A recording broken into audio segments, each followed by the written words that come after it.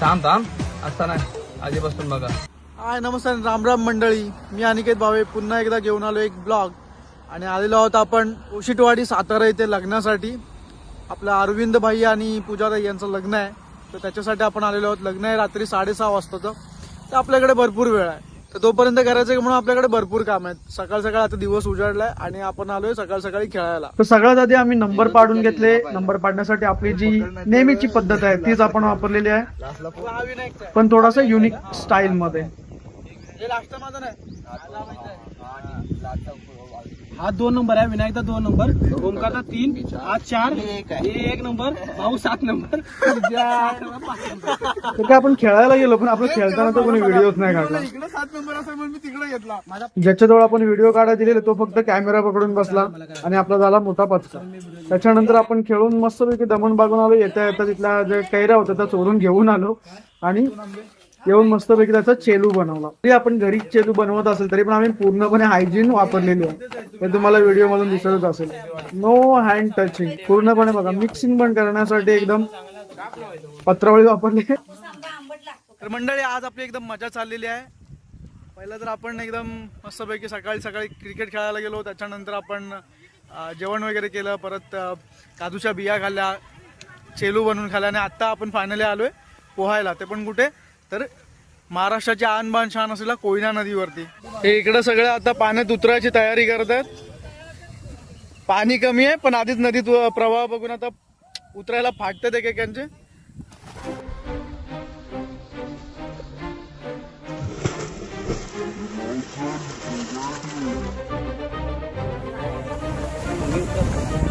बघा आता इकडून निघाला गेला आणि आता इथून बाहेर निघेल.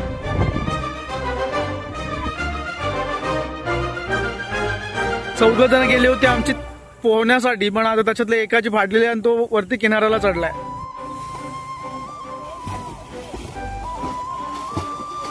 एकदा का मनामध्ये असणारी पाण्याची भीती निघून गेली ना की माणूस तसाही उलटा सुलटा कुत्र्यासारखा, मांजरासारखा, बेडकासारखा, बदकासारखा कसाही माणूस पोहतो. त्याचंच एक उदाहरण बघा आता आमच्या समोर. आणि हे दुसरं उदाहरण, पाणी खोल आहे तरी पण तिकडे पुढे जाऊन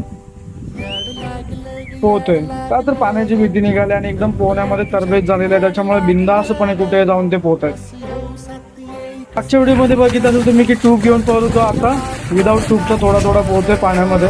प्रगती चांगली झालेली आहे माझी. पुढच्या व्हिडिओमध्ये अजून पोहायला शिकू डायरेक्ट. फायनली पोहून झाल्यावर आपण गेलो आपल्या अरविंदाच्या इकडे हळदीसाठी, पण आपण जायच्या आधीच हळद संपलेली होती. भले हळद संपलेली असेल तरी पण आपण आपल्या दादासोबत फोटो वगैरे काढले, मस्तपैकी जरा एन्जॉय केला. आणि नंतर हळद जरी संपलेलं असेल तरी पण हळदीचं जेवण संपता कामा नये. पोहून पण आम्हाला आधीच भूक लागली होती, मग काय ताव मारला एकदम मस्तपैकी जेवणावरती. आधी आम्ही जेवण घेतला, अजून आपल्याकडे बराच वेळ होता. मग त्यावेळी काय करायचं म्हणून आम्ही गेलो रानामध्ये भटकंती करायला. पण आमच्या 2 मेल्याने काही एकही आंबा पडत नव्हता. 100 दगडा मारले असेल पण त्यातला एकही आंबा त्यांना पडला नाही. शेवटी व्हिडिओ काढायचा बंद केला आणि आलो पुढे जांभळं खायला. पूर्ण झाड भरलंय जांभळांनी आणि ते काढायला आमचे 2 तरबेज माणसं वरती चढले. तुम्हाला दिसली तर बघा ताजी ताजी जांभळं. झाडावरती ताजी ताजी जांभळं असताना याला काय फूल लागलंय बघा.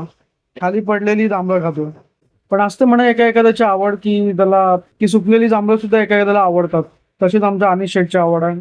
तुम्हाला कशी जांभळं खायला आवडतात ते नक्की सांगा कमेंट मध्ये. इकडे आमचे मार्गदर्शक जांभूळ कसं काढायचं ते तुम्हाला प्रशिक्षण देतील.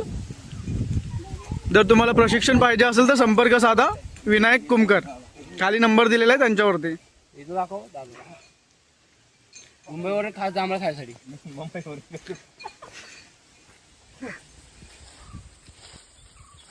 ओंकारबाईंनी सुंदर अशी कॅलेस्थानी केली आणि उतरता उतरता खाली ढासळला.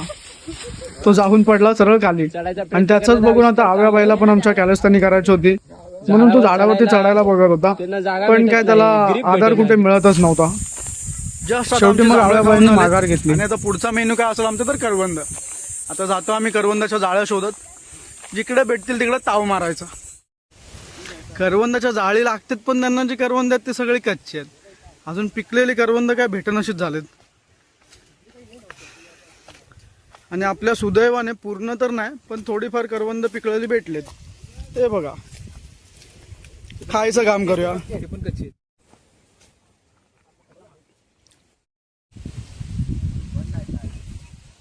मस्तपैकी वाऱ्याबरोबर पवनचक्की फिरत होती ते दृश्य आम्ही बघितलं आणि निघालो पुढच्या आमच्या मुख्य कार्यक्रमाकडे. मतलब म्हणजे आपण आलो होतो ज्यासाठी लग्नासाठी, त्या लग्नाच्या कार्यक्रमाला आता आपण निघालेलो आहे. थाटामध्ये नवरीची एंट्री घोड्यावर बसून झालेली आहे. फायनली लग्न लागलेलं आहे आणि आपण जे कामासाठी आलो होतो ते काम आपलं झालं. आता राडा करायचं आहे वरातीला. वेदी यही मंडप यही है घर आंगन, यही सिंदूर लगा दूं, मुझे हक है मैं दुल्हन तुझको बना लूं, मुझे हक है. पाच तर लग्न लागलेलं नाही, ज्याची आपण वाट बघत होतो म्हणजे वरातीची तो क्षण आलेला आहे. आता सगळेजण बेधुंद होऊन नाचणार आहोत आणि मजा करणार आहोत.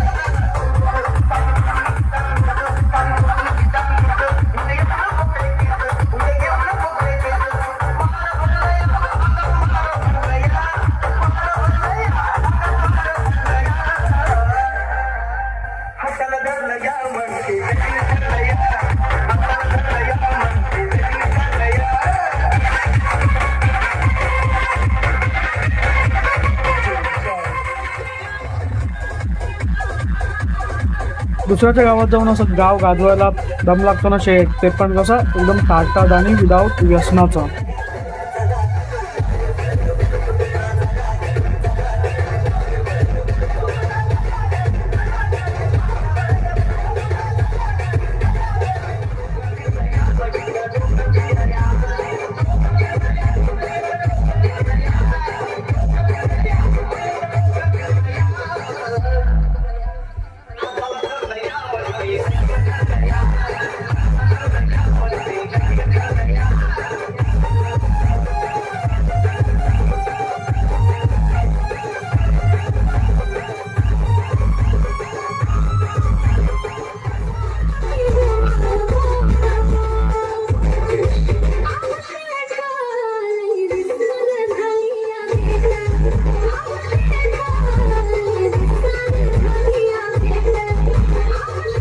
तर आता आपण अरविंदाच्या लग्नामध्ये मस्तपैकी एन्जॉय केलं आहे आणि आता आपण निघतोय मुंबईला जायला.